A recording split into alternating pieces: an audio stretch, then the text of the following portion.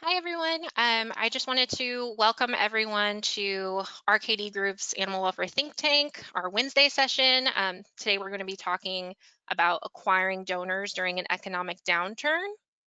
While everyone is still kind of coming into the room, I just wanted to highlight that there's a section in your menu where you can ask questions, and we will be taking questions throughout the session. So if you want to enter a question in the box in your menu, we will take a pause and try to jump in and answer that question for you. So feel free to submit your questions as we go along. I don't see too many more people joining in, so I'm going to go ahead and turn it over to our awesome presenters that we have with you today. Hey everyone, my name is Ann Wyman and I'm Vice President of List Services at RKD Group, and I've been with RKD Group for 11 years, and our team is fully dedicated to helping our clients acquire new donors in the mail, and specifically looking at who we mail. So List Services would be targeting the right audience for acquisition, and we work exclusively with nonprofits, so we really get into the weeds of who we're mailing in acquisition and making sure we're making the most of your investment.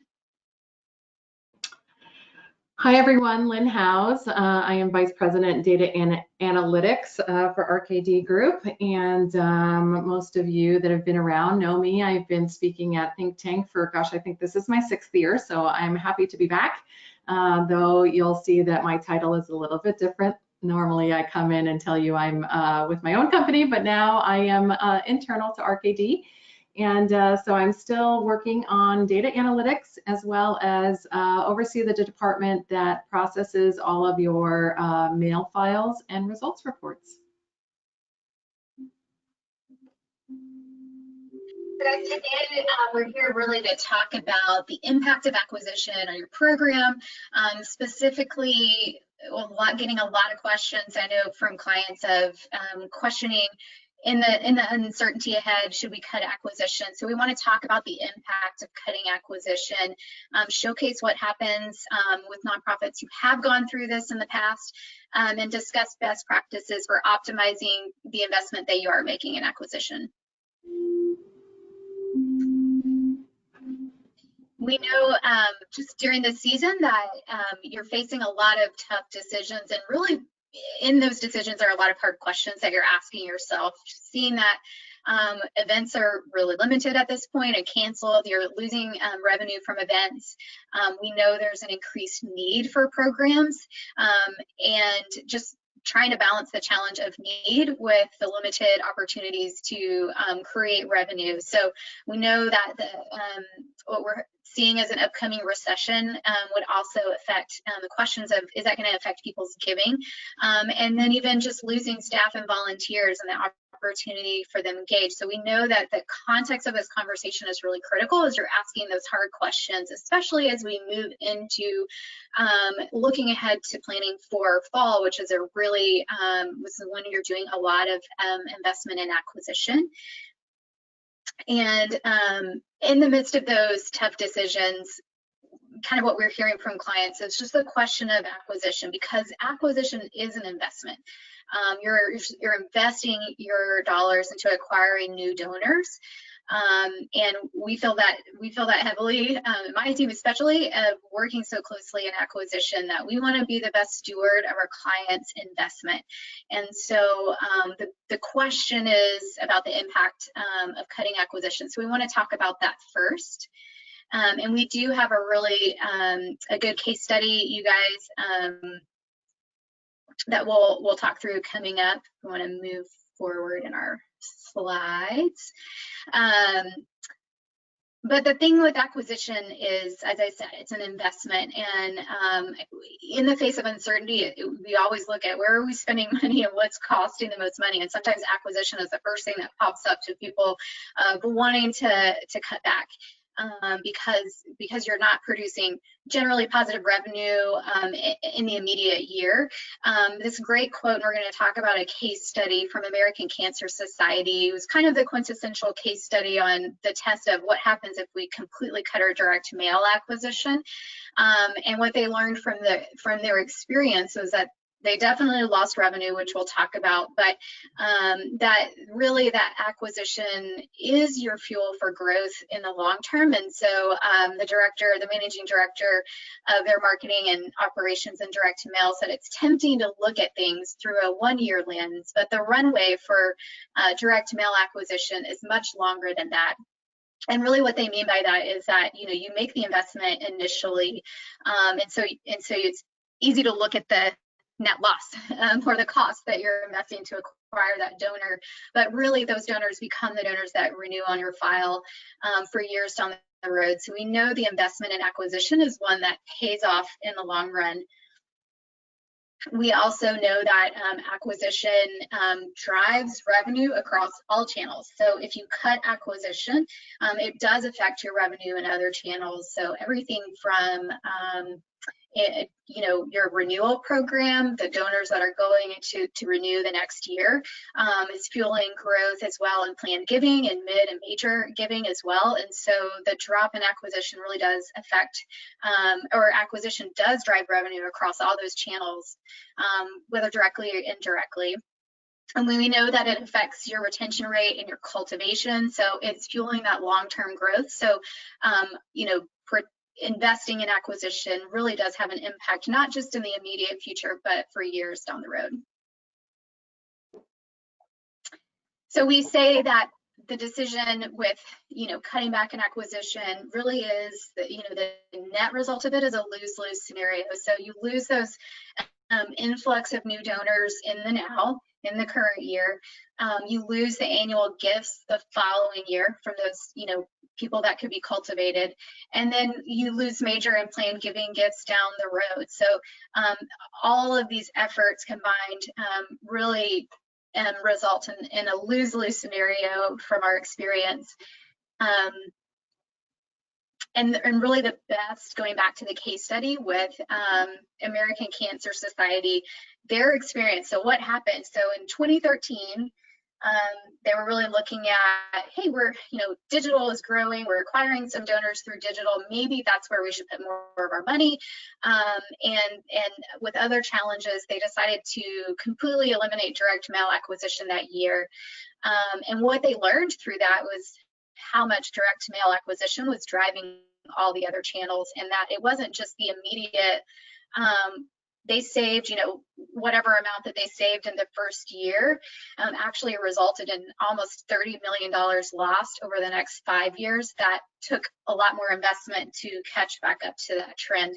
And if you're interested in reading more about this, we actually have a great blog post by our CEO, Tim Kirsten, on our RKD blog that talks a little bit about this. And there's a link to this article as well as this case study. But it was kind of eye-opening for the fundraising community as a whole, because we've always had these assumptions that this would be the impact, but never really seen the numbers and being able to track, the loss just as a result of direct mail acquisition. So it's a great case study that we love to look at. But now I'm going to hand it over to Lynn and let her talk more about what happens when you cut acquisition. I have a quick question from the audience. Based on our current environment with COVID, would you change any of your acquisition strategies? So without cutting, what would you change? So I can speak to that if you want, Lynn. So I'd say, and we'll talk about this a little bit later in the webinar,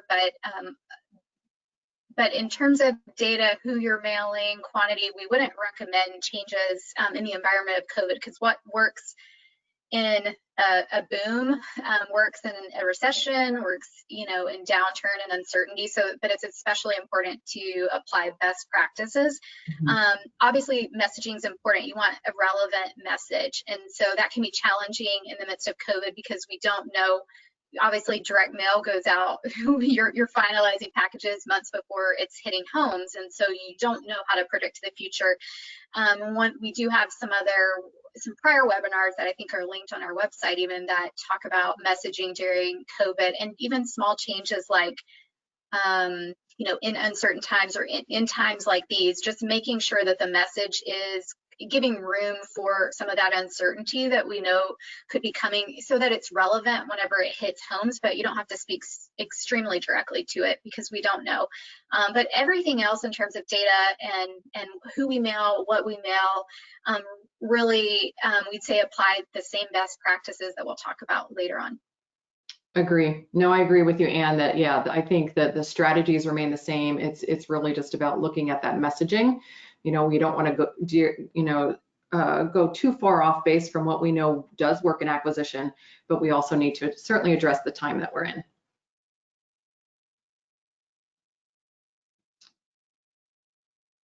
Okay, so before we talk about just the impact of what happens when we cut acquisition, I think the first thing that we need to start with is really an understanding of how many new donors do you need to either remain flat on the file or to experience file growth. And so I did create a little calculator. It's just an Excel spreadsheet, and that I'd be happy to send to you, or if we work with you and have your data, we can fill out the numbers for you. But basically what we need is the top 4 numbers. And so it's looking at your last complete fiscal year. So if you work on a January through December fiscal year, we'd want to look at the total number of active donors that gave in 2019. So that's that first number. Then what is our overall retention rate for the file? And then how many lapsed donors reactivated in 2019? So what that means is these donors did not make a gift in 2018, but in 2019 they reactivated, and so we brought them back into the file. And then the last number is the total number of new donors acquired in that fiscal year. So with those 4 numbers, then we can basically calculate out what we need as far as new donors to acquire. Because, right, based on our retention rate, we know from our file how many donors we're going to retain. So you can see that that number is now about 8,100. So we're going to retain about 8,100. Let's say we don't change much with our reactivation strategies, and that remains the same. So let's say we're just going to reactivate the same amount of people that we did last year. So that's your 1,844. So the red now starts to calculate out, right? How many donors are we projected to lose, right? So that's your 4,300 number. These are donors that for whatever reason are going to stop giving to us. And so in order to balance our file, we need to make sure that that lapsed donor reactivation number of 1,844 and the new donors needed for just a flat file is going to equal that 4,363, okay? So that's, that's looking at how many new donors would we need to bring onto the file just to kind of maintain what we're currently doing. If you wanted to experience growth in the file, right? We wanted to grow our file by, say, 10%, then that's your 2,771 number. So again, it's just a way to, at first glance, to start to understand how many new donors do we actually need. And again, this is a spreadsheet. If you'd like it, we're more than happy to send it out to you so you can calculate for yourself, or again, if we have your data, we're more than happy to fill in the numbers for you and get to this. So after understanding how many new donors we need, and we need to understand about acquiring the right donors, right? Because it's not just about quantity of donors, it's about the quality of our donors. And if you're familiar with our kind of analytics, you've probably seen this graph before, but I just kind of want to take a moment and explain it again. And so this really looks at the 5-year long-term value of donors by their first gift amount. And so these are direct mail acquired donors, and we look at, if we're acquiring donors who make a first gift of under $10 over the course of 5 years, that donor is only worth $24 to us. And the reason being is because they're not going to stick around. So you can see that as that first gift amount goes up, as does the 5-year LTV. And so when you're talking about donors that you're acquiring that make a first gift of $100, now all of a sudden, you look and you see that the 5-year value of that donor is almost $600, because at that point they're going to stick around and they're committed to you. That red line that you see in this graph is the cost to acquire a donor. So this is for a client whose cost to acquire is probably around that $80 to $90 to acquire a donor. You can see that anything under $25, we are not even breaking even 5 years down the road with those donors. So we really want to focus on, when we talk about acquiring new donors, it's not just about quantity, it's about quality, and quality of new donors being at least, with a first gift amount of $25 or more. The other thing when we talk about acquiring the right donors is about acquiring the right donors through the right channels, because we know that based on the channel that we've acquired the donor, that retention rate is going to change dramatically. So, and the information that I'm sharing with you is from our clients' data, so it is specific to animal welfare clients. And so this is one of our clients, and we look at the retention by channel acquired. You can see that direct mail acquired donors, we're retaining them at about 52%, which is fantastic. Now look at your event donors. In 19, they retained about 27% of those event donors. And that's actually pretty high. Typically, we see that around that lower end of that 23% where they were around 17. So they certainly have done better over the years, but event donors have a lot less retention rate than your direct mail donors.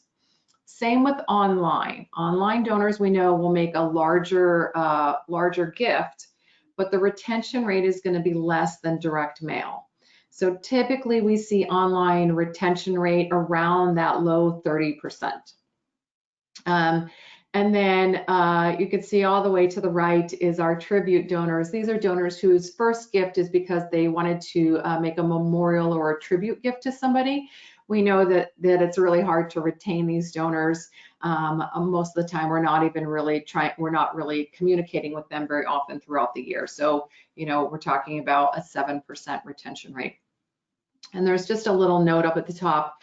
If you were in the first session on Monday, David Miller talked about disaster donors and, this national study about, in 2017, 31% of households donated to disaster relief, but only 5% of those households actually continued to provide relief after that. So, so that's a difference in a disaster donor as well.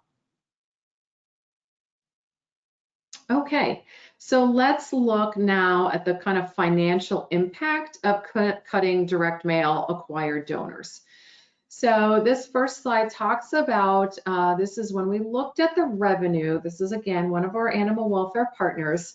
When we looked at the revenue that they acquired in 2019 from individuals, we saw that 29% of their revenue came from donors that were actually acquired in the last 3 years. So, that's a big chunk of your revenue, annual revenue, that's coming from donors that recently have been acquired in the last 3 years. You've got about 48% of your revenues coming from people that have been on the file with you for quite a while. But again, that 29%, the impact there is $1.5 million.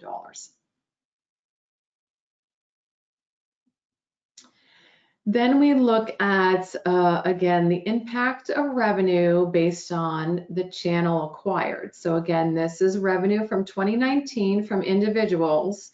And when I look at how that revenue is broken out by the donors in the channel that they were acquired, we see that 37% of the revenue came from donors that were acquired through direct mail.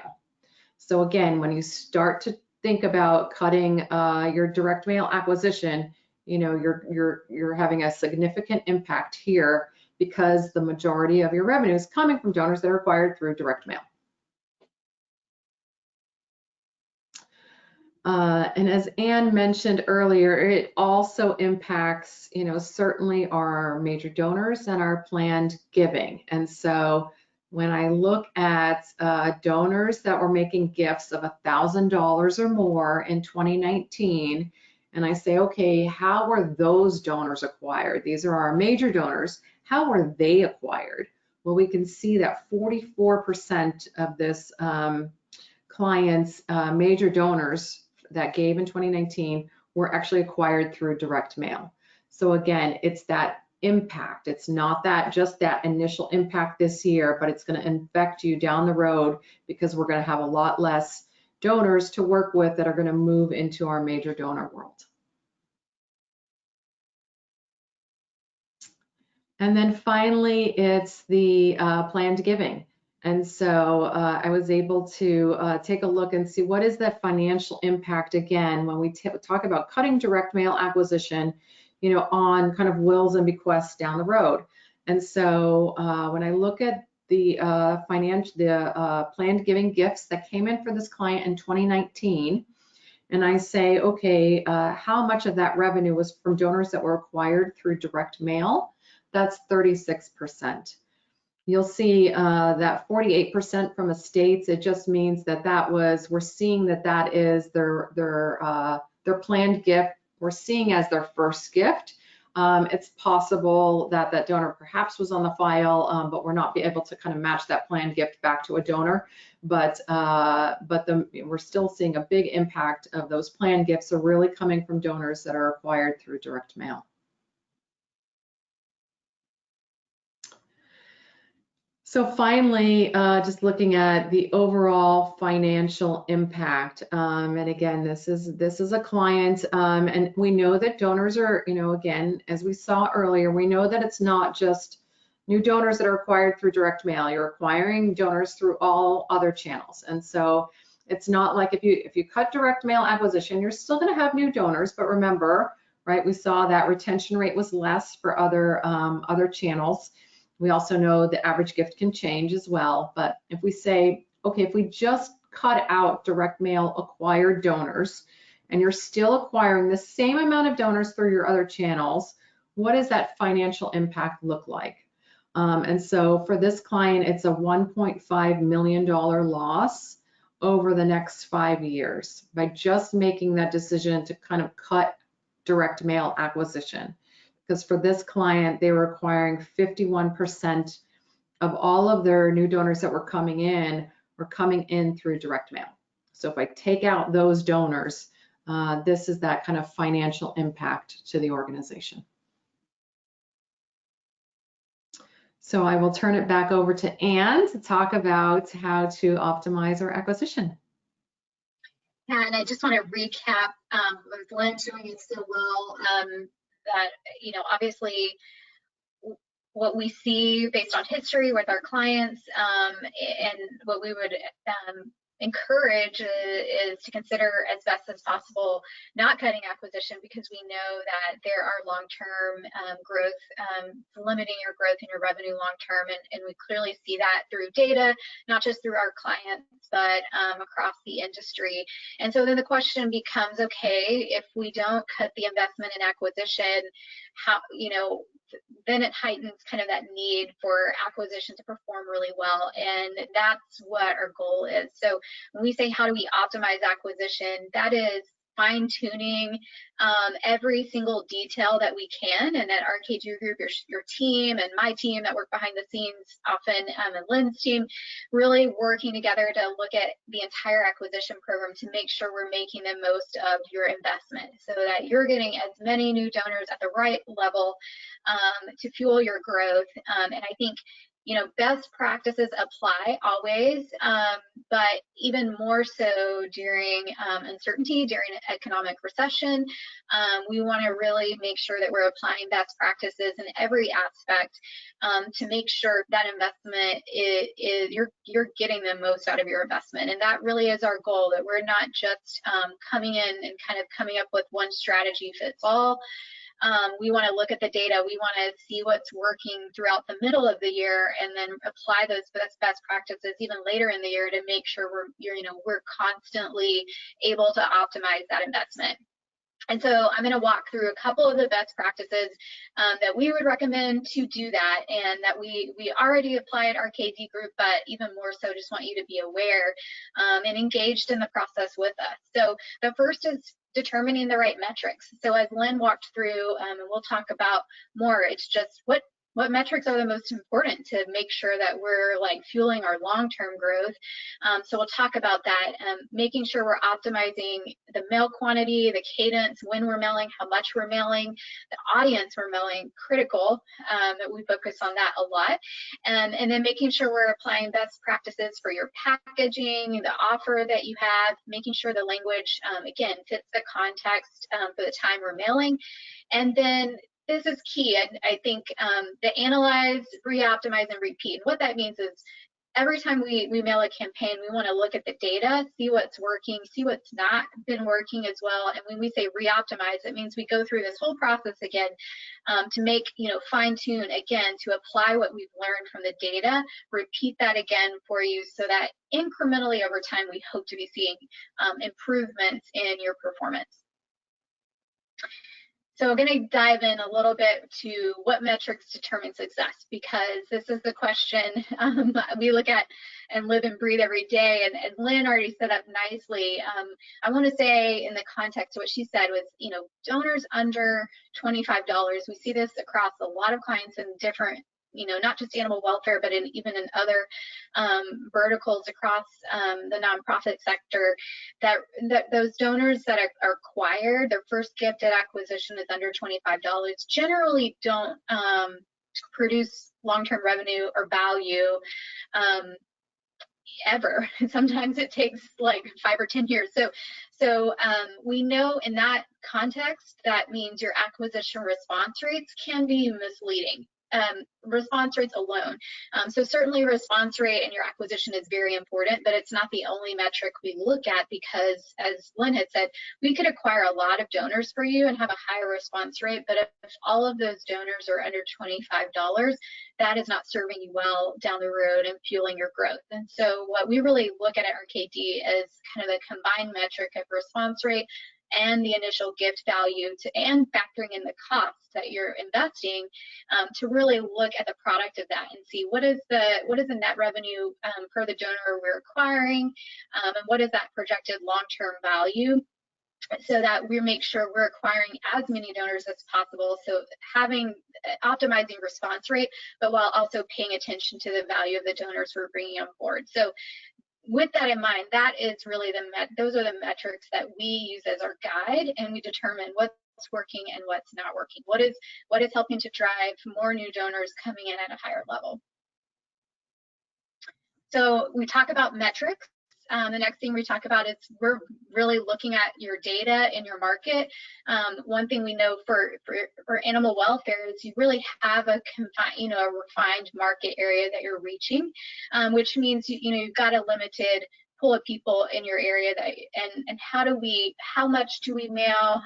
We want to penetrate that market, but what's the best way to mail deeply, as well as when do you mail? So when we mail and the quantity we mail is something that we're constantly looking at to make sure we're achieving the best results for you. So a few things we know is that obviously we want to concentrate more of the quantity you're mailing in acquisition to the top performing campaigns, which we see being, your November, December timeframe.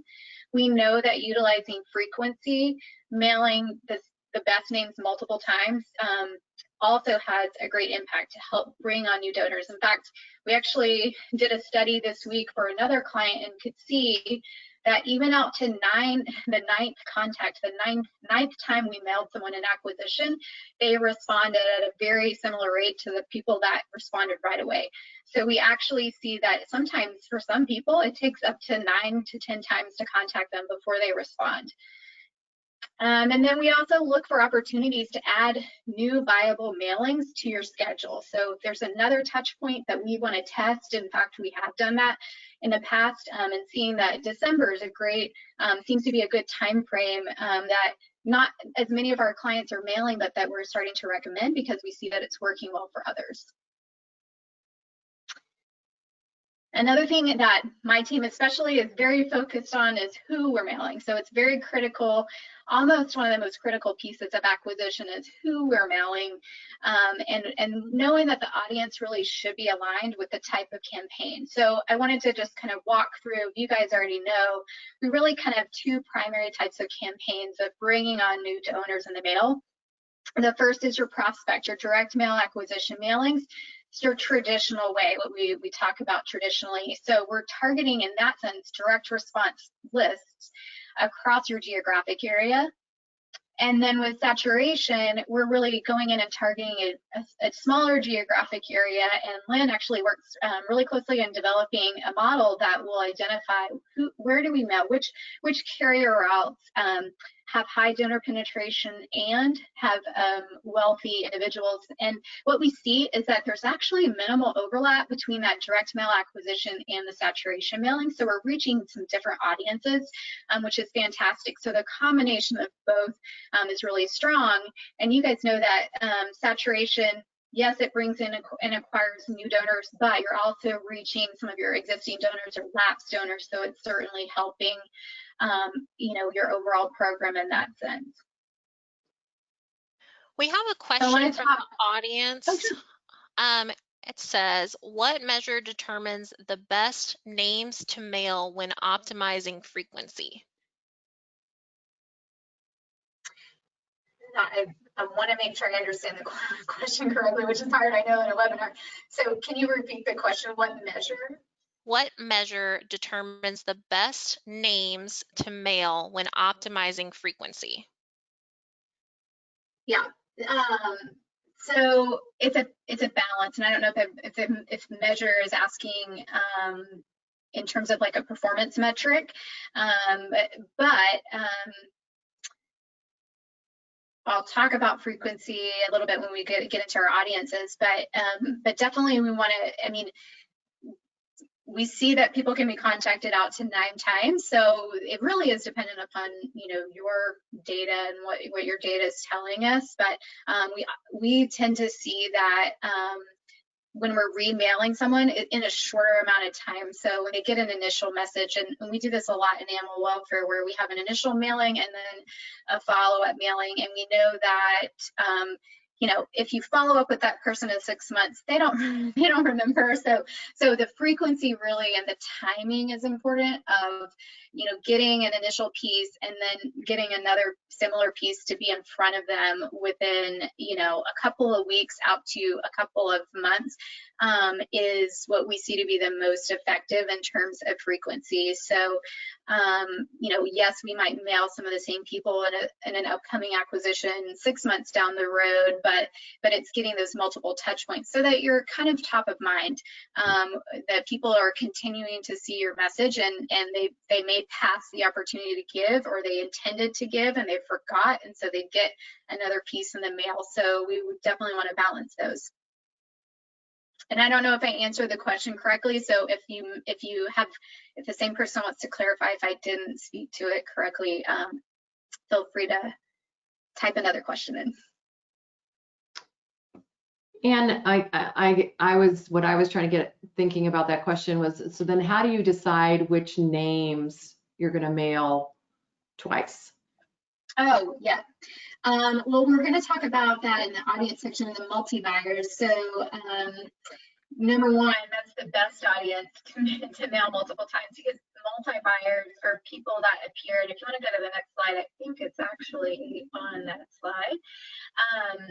But multi-buyers are people that appear on multiple lists. And so I'll just talk through this in context. But when we look at the direct mail acquisition, which lists work best, we're analyzing the results. And so I wanted to walk through what we've seen even this past year for animal welfare. Is we know direct response lists work the best, but I want to explain what is a direct response list and why that is. So direct response lists are individuals who have taken action in the mail. So they've already raised their hand and said, this is my address, and I actually interact with companies, nonprofits. I purchase things through the mail, so they're already saying that they choose the mail channel to do other interactions, and then for especially the bulk of what we see works well best in direct response is the donor list. So these are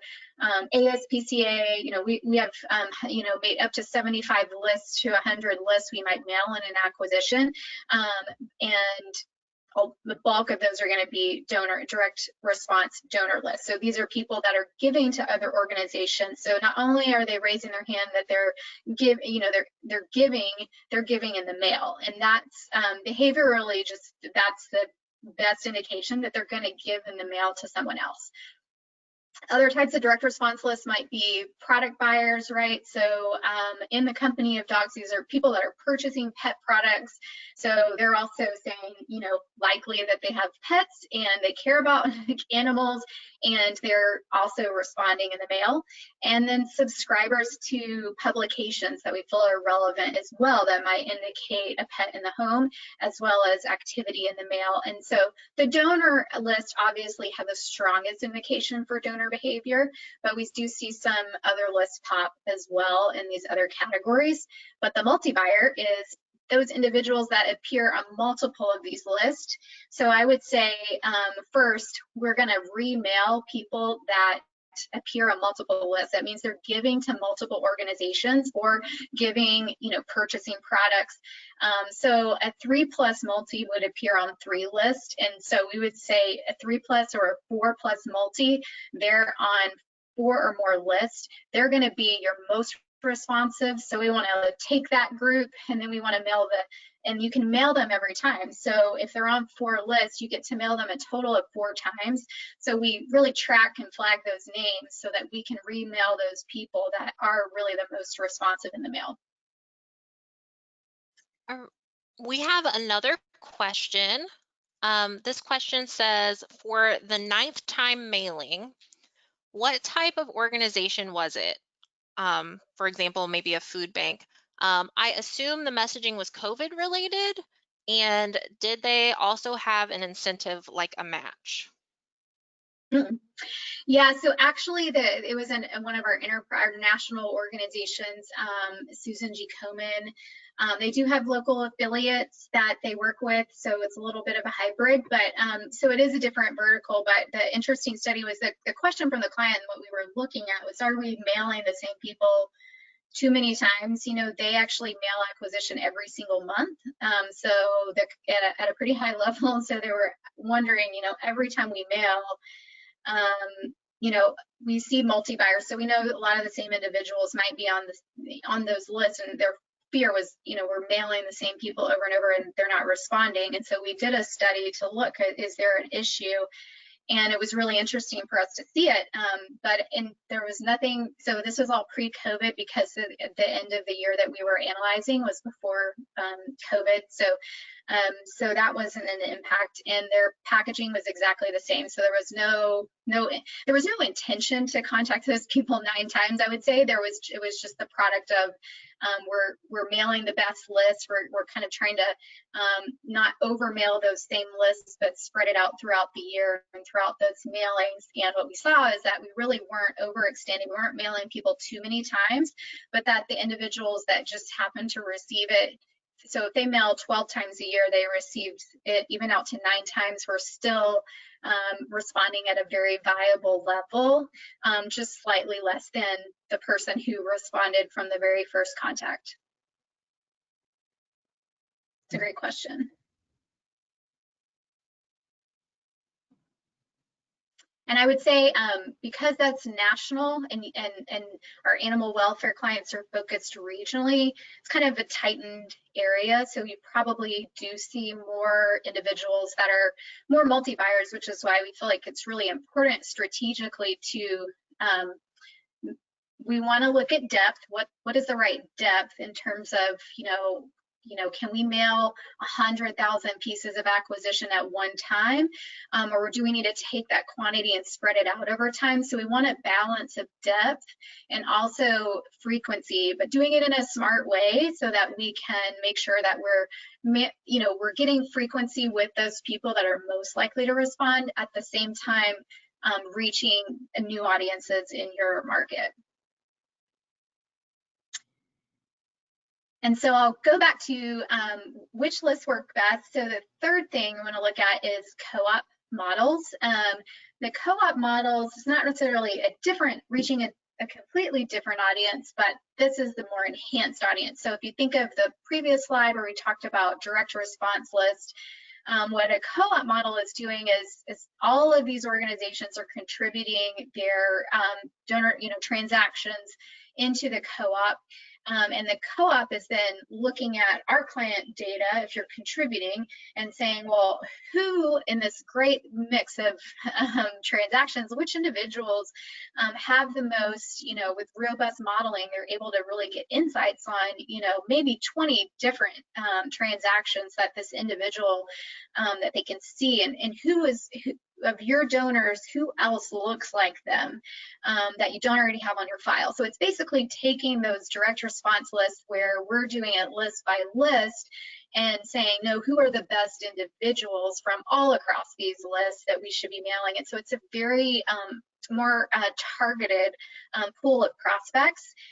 We tend to see that obviously it's customized for you, but the clients that participate in the co-op, we do see that it works really well for them. So it outperforms the rental list sources, especially in revenue, donor value, and long-term value. We see for other clients, there's a higher renewal rate from donors that are acquired from co-ops, and we think it's really just because it's taking, it's kind of isolating the best prospects for you that are not already on your file, and really they're not charging for participation, so it becomes a very it's in fact can be sometimes it's not more expensive than your traditional rental list, so it's just more effective in bringing on more people for the same amount of investment, and that's what we really love. So we do have some of our animal welfare clients that are contributing to co-ops this year, and we're really excited to test a number of co-ops, but that's always something that we love to encourage clients to participate, especially now when it can be more challenging to find those people that are going to be the most responsive in your market. We think it's especially critical at this time. So some other ways that we can make sure we're paying attention to improving acquisition is, as we talked about, package and Askary testing. So our teams are constantly looking, what's working in animal welfare, but we also get ideas from across different verticals in our agency to see what's working and test those ideas and then roll them out to the rest of our clients. And so one thing we know that we've been testing this year for animal welfare is just a blind outer envelope test. Seems to work in the industry across the board, and it's working for many of our animal welfare clients. So applying that test and doing some Askary testing as well. And then another aspect is, I know you guys had a webinar yesterday, I believe, about digital, and so just making sure, because we know that more and more people now, they may get a piece in the mail with acquisition, but some of them are going online to give that gift. And so we want to make sure that digital footprint is there, because all of the channels are working together to drive action. And our goal is we want to drive revenue to your file. And so some of the lists that we mail, we know, especially I would go back to the co-ops, we do see that co-ops tend to drive as much of more revenue online as they do in the mail, so it's working across channels. So I want to just wrap up with a couple of the key takeaways hopefully you've gotten from our session. First is that acquisition is a very necessary long-term investment. So we've shown the data that acquisition really does fuel growth across revenue across channels and growth long-term. We know that nonprofits who have cut acquisition have lost market share, have lost revenue, and just it puts them behind for the next several years of trying to catch up. And because we encourage our clients not to cut acquisition, instead we want to help you apply, and it's extremely important to apply best practices to make sure we are making the most of your acquisition investment.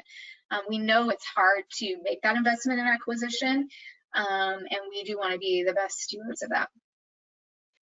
I have another question. This question is, if you're an organization that's struggling with your budget, and this whole process is talking about, continuing to do your acquisition, what's your best option if you are struggling?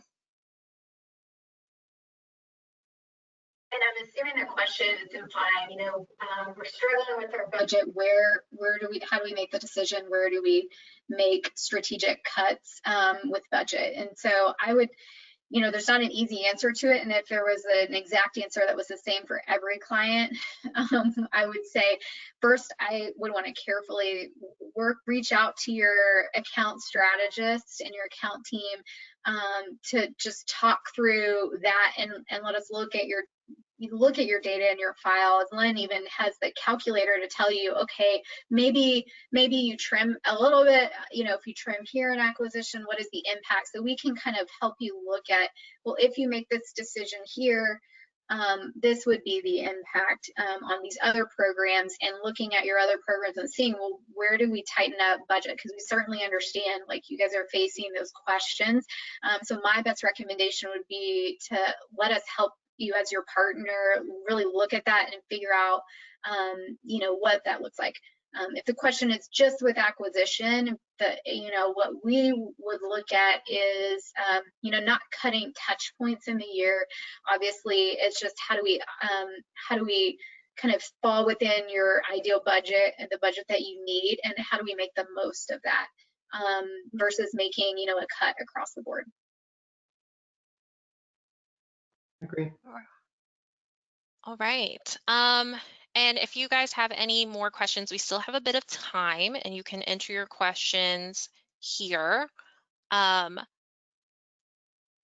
we wrap up, I just wanted to highlight when we exit, there will be a pop-up survey. Please fill out the survey. There's a question asking everyone for their best office address, because we will be sending a thank you gift, and we would love to know the best place to send it for all of our attendees. And then we have upcoming sessions. Tomorrow we have our Group Thinkers Live, which is a live podcast with Erica Wasdorp at the same time. And then we also have on Friday, we have our mid-major donor session. So please join us for those. If you're not already registered for those sessions, you can register at the link at the bottom. And I think we have another question. This question is for Lynn. It says, can we cut acquisition now and make up for it by investing more next year, or would it put us in a big hole? Yeah, so it's going to, again, that the impact that the cuts that you make this year will have a 3-year impact.